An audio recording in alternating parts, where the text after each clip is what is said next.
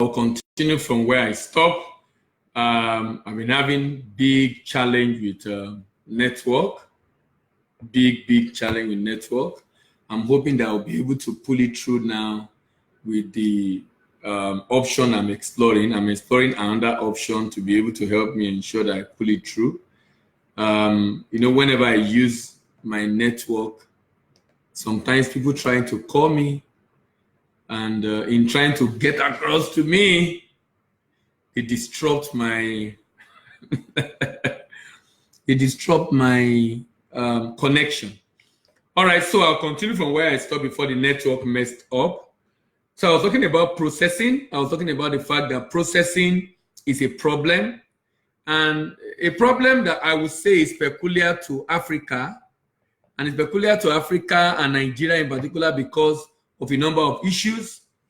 I talked about certification problem, that the fact that you have to contend with the issue of certification is a problem that needs to be contended with. Issue of certification is a big challenge for you if you're in Africa, because you have to, most people doing those certification are in the West.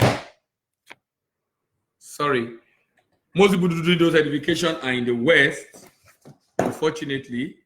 So that means if they're in the West, the implication of that is you have to incur cost of bringing them to your country. And that's a challenge we have to face. And that's the cost I'm talking about. The fact that you have to bring them to your country to be able to come and do this stuff. Now, what I'm trying to say about this is the fact that because of this extra cost, many SMEs who are probably qualified for them to be certified could not get certification because then they have to incur this additional cost of getting this done. This additional cost is something that many SMEs would like to avoid, understandably so, because they are SMEs.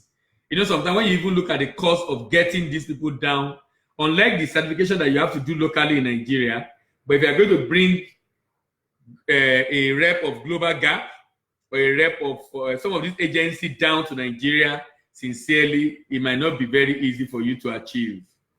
It might not be very easy for you to achieve. For big organizations, it's a lot easier for them because they have the financial muscle to make that happen. They have the financial muscle to make that happen. Now, what I'm trying to say in essence is that the funding required to get this done become a challenge eventually. The funding.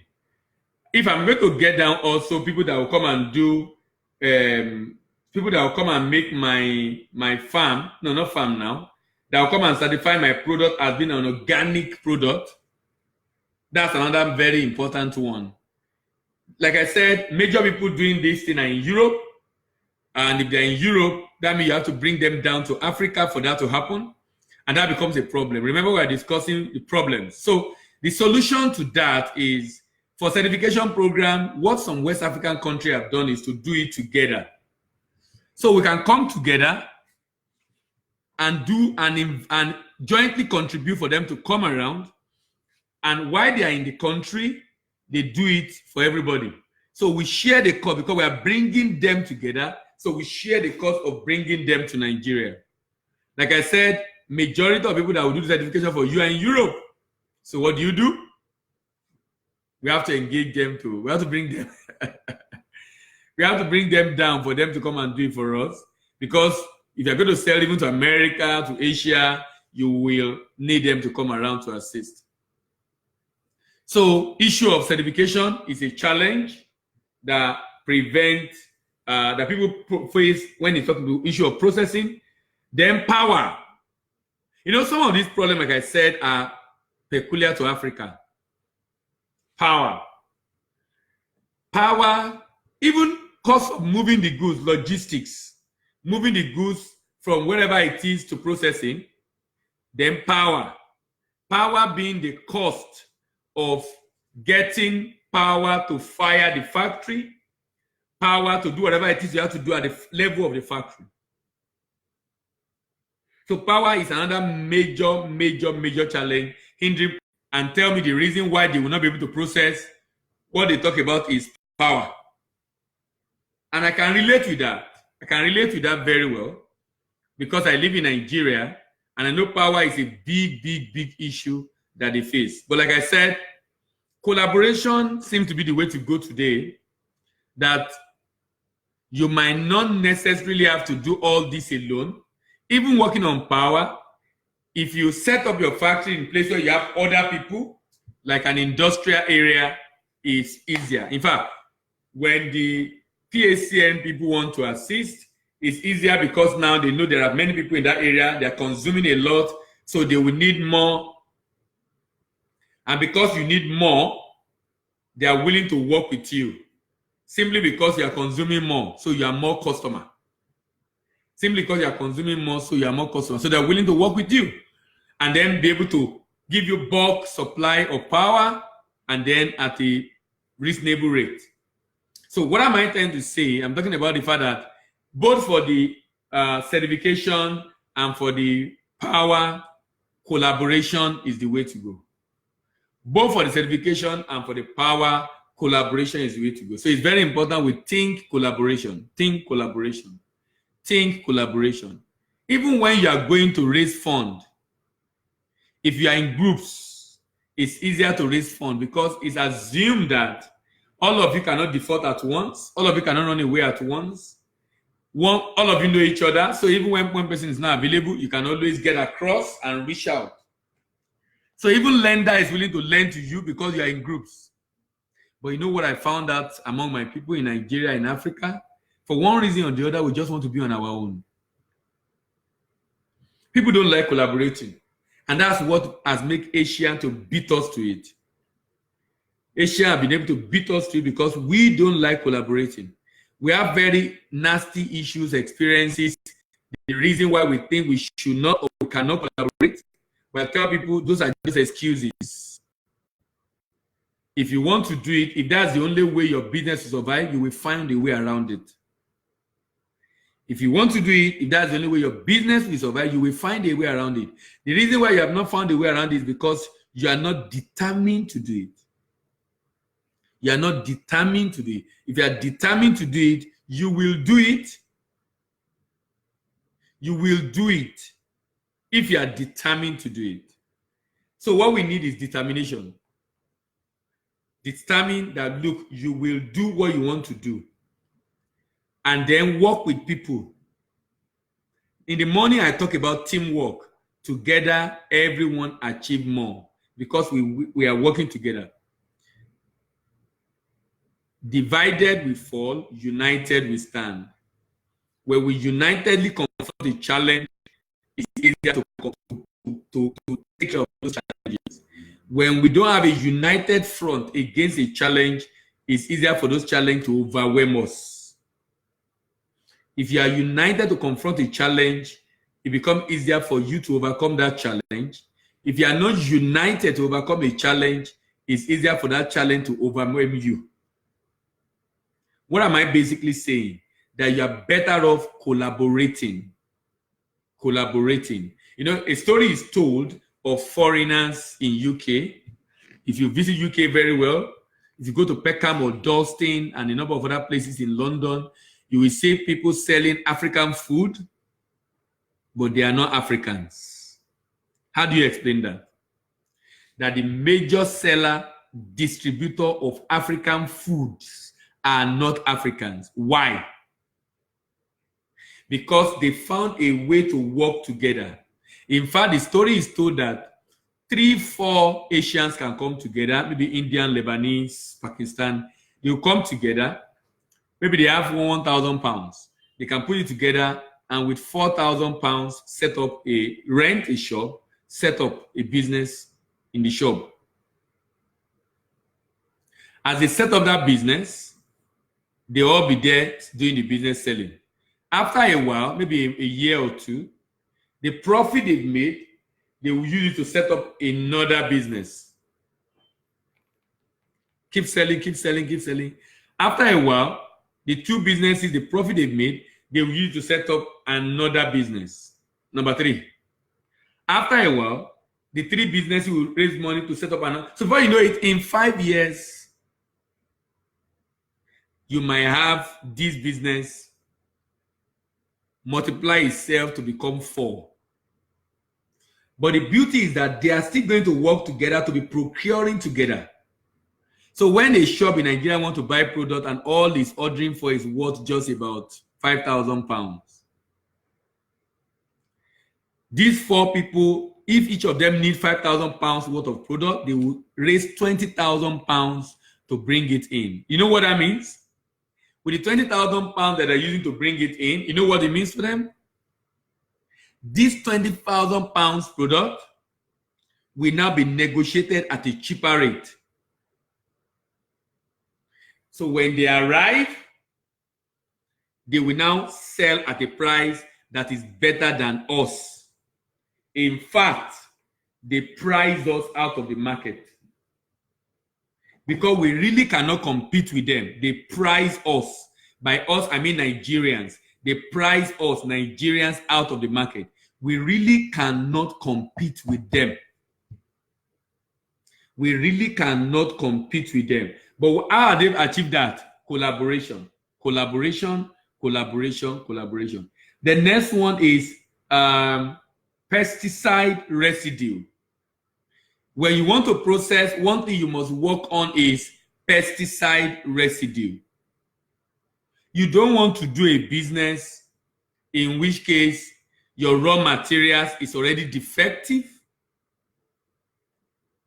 The implication of a defective raw materials is that it makes it very difficult.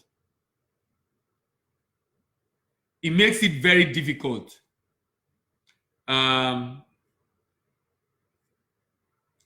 for you to be able to isolate or separate the repercussion.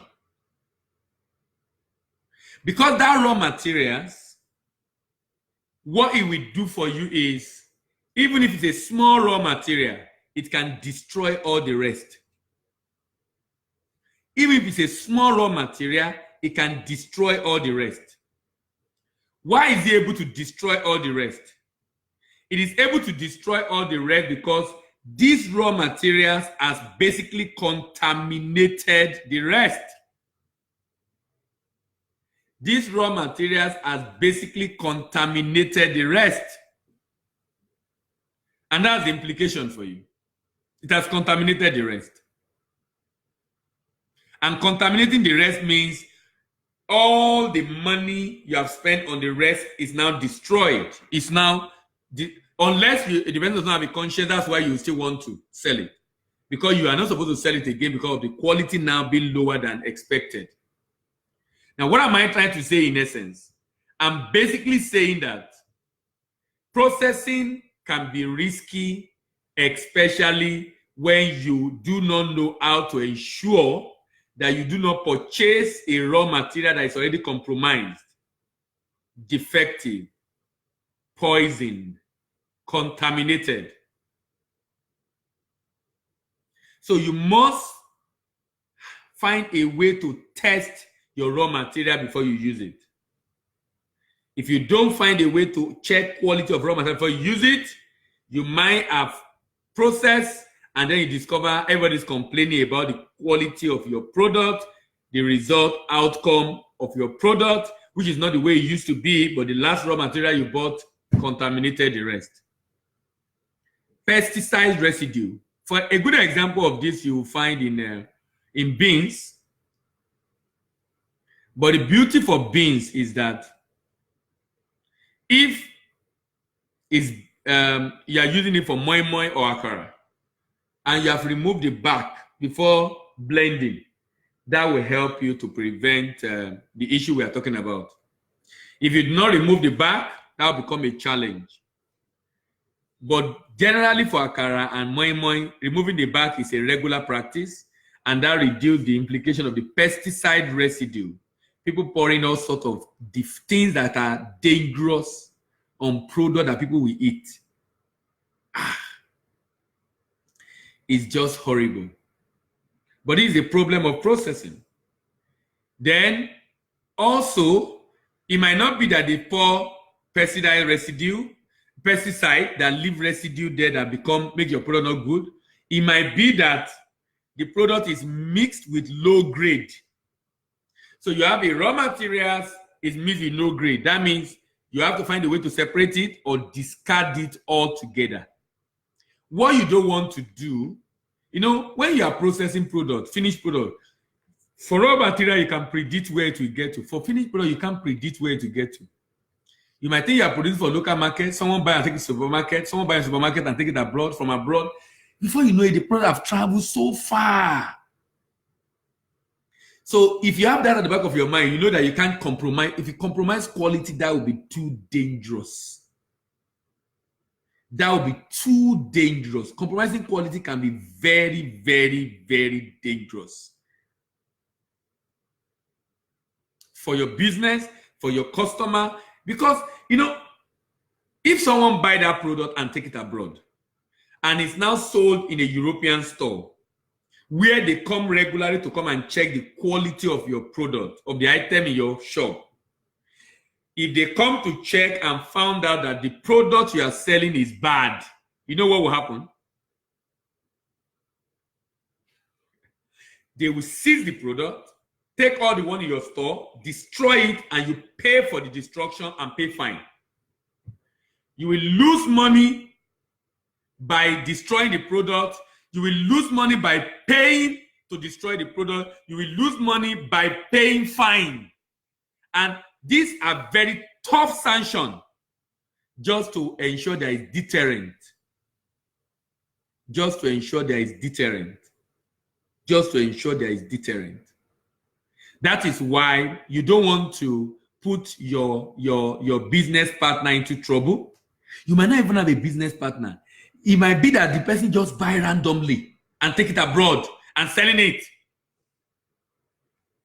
Or you went all the way to search out this business partner, send proposal, convince them. Now they're dealing with you. Now they are regretting dealing with you as a business person.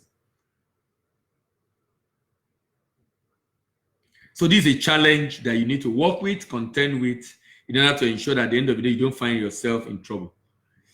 All right, before I round off, I will talk about the principle. The principle for today is the law of the law of seasonal cycle. The law of seasonal cycle. We have discussed the law of gestation. We have discussed the law of mental labor. We have discussed the law of promotion. We have discussed the law of vision. We have discussed the law of gift deployment. We have discussed the law of credibility. We have discussed the law of teamwork. We are now discussing the law of seasonal cycle. Seasonal cycle. The law of seasonal cycle. Every effort and result of human endeavor will always go through cycle of seasons of ups and downs, light, night and darkness, planting and harvest. Everything you work out will go through cycle. That's why countries, the world economy, national economy, go through recession. Because that economy is going through recession because when you are at the peak, normal human behavior, the guard is less, everything is going fine, you are not as careful as you used to be, you take unnecessary risk, then it becomes difficult for you to sustain that tempo. You start coming down. When immediately you notice you start coming down, you wake up again, put controls in place, put everything in place, put everything. Before you know it, you're able to tighten up all the loose end and start going up again. Every effort and result of human endeavor will always go through season of ups and downs, night and darkness, planting and harvest. So when you start a business, you will see darkness fall before light. When you start a business, you might spend a lot of time planting with the effort you are making before you begin to harvest. When you start a business, you might start in the valley, in obscurity, where nobody sees you before you come to light. So when you are exporting, as an exporter, you might incur losses at the beginning because you might even see costs you never anticipated that you have to now incur. And I've often said that that is not bad in itself. That you should understand this principle and just blend with the principle. That It's something I have to go through. Now it has happened. So what you can do, the essence of acquiring knowledge when you want to start any venture is to minimize this challenge so that the valley will not be so low. The down will not be so low. The darkness will not be very thick. The planting season will not be prolonged. Every effort you are making is just to reduce that. You cannot avoid it. With that mindset, you might now have some losses at the beginning of your transaction, maybe on the first or second or third transaction, but it helps you to now begin to avoid a repetition of that. And that's what I'm saying, that look, you can avoid it. You can avoid it. Eventually, you avoid it. At the beginning, you might not be able to avoid it. So remember the law of seasonal cycle. Every effort you have, we go to that. So don't think it's one thing that is happening, one person in the village,